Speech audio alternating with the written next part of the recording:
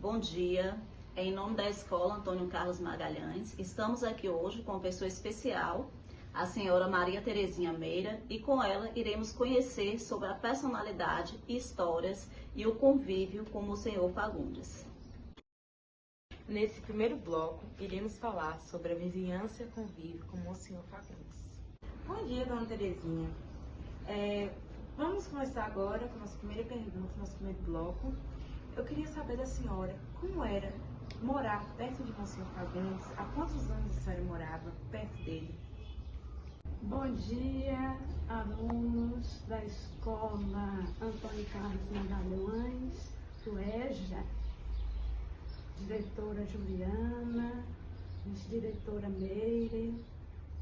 Pois é um prazer a gente seguir vocês, ainda mais com esse tema, Memórias de Monsenhor Fagundes. Então, falar em Monsenhor Fagundes é bom, mas com pouco tempo, assim, já que ele viveu aqui entre nós mais de 70 anos, né? Ele chegou aqui em 1939 e aí faleceu em 18 de outubro. Então ele viveu conosco aqui 94 anos. Monsenhor, como vizinha de Monsenhor, como todos os vizinhos, a gente mantinha assim um clima de bom relacionamento. Quando a gente precisava, a gente ia lá. Quando ele precisava também da gente, ele nos procurava. Naquele tempo não tinha telefone, tempos bem atrás, né? Não tinha telefone e a conversa se dava pessoalmente. Monsenhor nos ensinava, quando a gente fosse em sua casa ou na casa de qualquer pessoa, que a gente tinha que bater 3 vezes. E aí, se a pessoa não atendesse, a gente voltava em outro momento. E assim a gente manteve esse clima. Ele era muito bom para os vizinhos, havia troca de presentes. E como todo mundo sabe, Monsenhor era assim meio austero, mas a gente enfrentava as situações. Dona Terezinha, como ele era no cotidiano, no dia a dia, um hábito que ele gostava de fazer, muito no tempo livre? Bem, no cotidiano Monsenhor, ele era a pessoa assim. Às 7h30 tinha a missa semanal. Essa missa era... O pessoal batia o sino para chamar a gente, né? Depois da missa, tinha o café da manhã. No café da manhã, alguns amigos o acompanhavam, como o seu Nezinho Lima e Dona Almira. E bem depois, assim, umas décadas a mais, seu Tião também ia tomar esse café lá, e Luciano também ia. Mas Monsenhor, com ar de brincadeira, ele falava assim, todo dia esse pessoal vem aqui, mas eu nunca chamei ninguém para tomar café, mas eu. E com o passar do tempo, a gente também fazia as confraternizações. No dia 21 de maio era o aniversário dele, nós da igreja fazíamos um cafezinho para ele, né? E aí ele já estava gostando.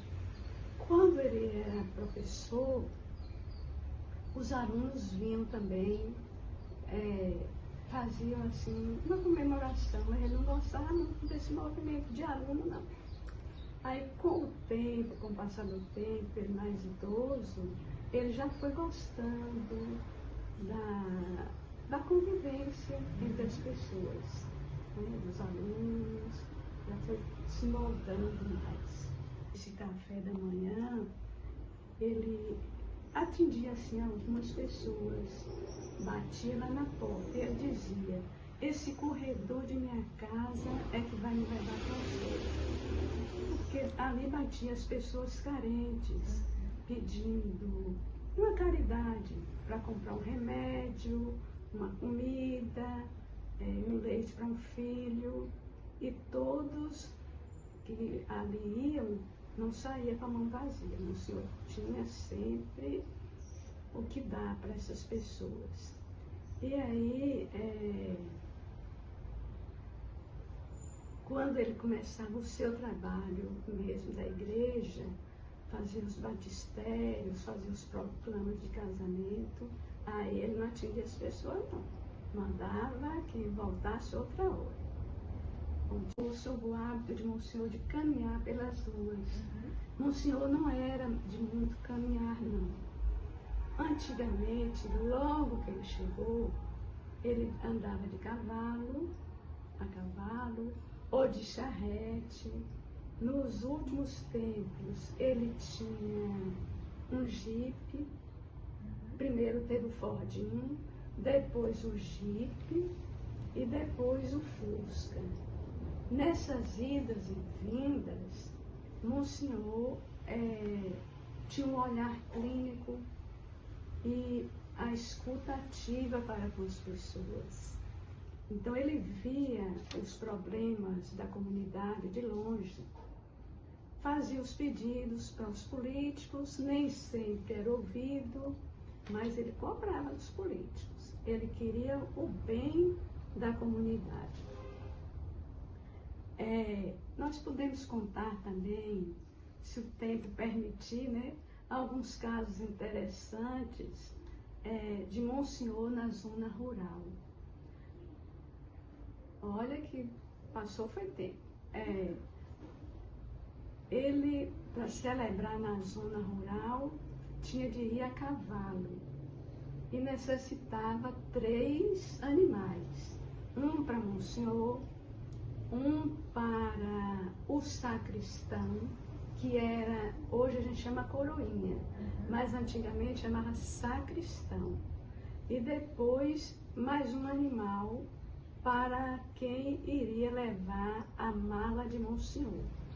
E esse aí tinha que ter o maior cuidado, porque nessa mala tinha os paramentos e os objetos sagrados. Tem um caso interessante que Monsenhor foi com um dos sacristãos celebrar a missa na zona rural. Aí, de volta para Brumado, esse Fordinho de Monsenhor cai no buraco. E aí? Que situação? Eu tinha Monsenhor e o sacristão, quem vai tirar? Mas apareceu alguns vizinhos lá, mas não conseguiram tirar o Fordinho do buraco. Aí Monsenhor teve que pernoitar na casa desse vizinho. E o sacristão vai dormir aonde? Cadê a cama? Fizeram uma cama de vara, cama de vara para o sacristão dormir. Esse sacristão é meu irmão, hoje ele tem 87 anos, mora em Salvador, mas ele lembra nitidamente dessa passagem. Ele disse que estava um frio, que ele foi lá no Fordinho, apanhou o cochonil do Fordinho, que ia servir de cobertor e de colchão. Tem uma outra passagem da zona rural, Monsenhor e os 2 sacristãos. Meu irmão sempre ia com ele, né? E aí, também já à tardinha, para voltar para Brumado, Monsenhor fala com um que chamava Moisés, era irmão do seu Nenê. Moisés vai dar partida no carro. A partida do carro era com a manivela. A manivela era um pedaço de ferro em forma de L, que tinha que ter muita força para dar essa partida no carro. Coloca também água para o motor do carro não esquentar. Moisés, distraído, moço, vai, coloca água onde tinha que colocar a gasolina. Que situação! Eu imagino Moisés nas mãos de Monsenhor. Aí o resultado do caso é que tiveram que trocar A água. Onde foi que achou gasolina, eu não sei. Dona Terezinha, ao ver o senhor passando, ou até mesmo olhar para a casa dele, qual o sentimento que a senhora sentia?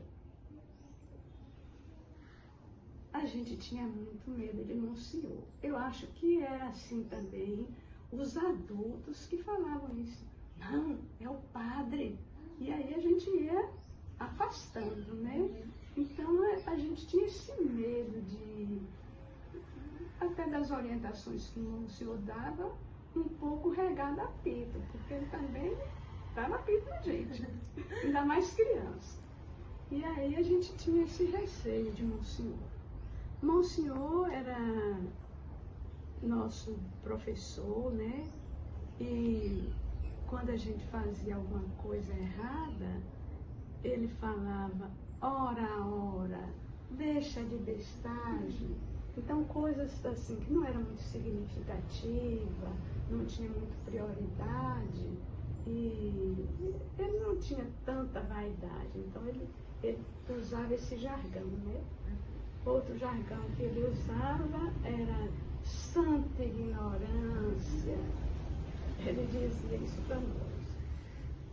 Eu me lembro de uma passagem, como criança, após a missa das 10 horas, que a missa aqui era 10 horas da manhã, Monsenhor também fez um encontro com as crianças. Depois da missa a gente foi lá para o Apertar do Morro. As crianças maiores iam a pé e as menores iam no Fordinho. Foi uma feijoada deliciosa. Foi um momento assim que a gente lembra dessa passagem. Quando a gente fecha o olho ali, a gente vê isso passando pela cabeça. Já como estudante e ele como professor, o nosso medo foi acabando, né? Ele queria muito, ele gostava muito que os alunos estudassem. Ele pegava no pé, emprestava as revistas, que eram poucas, dava a gente jornal para ler.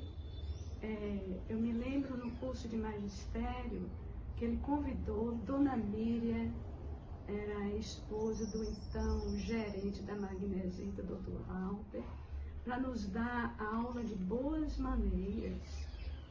E o Monsenhor entendia de tudo, entendia de remédio, de culinária.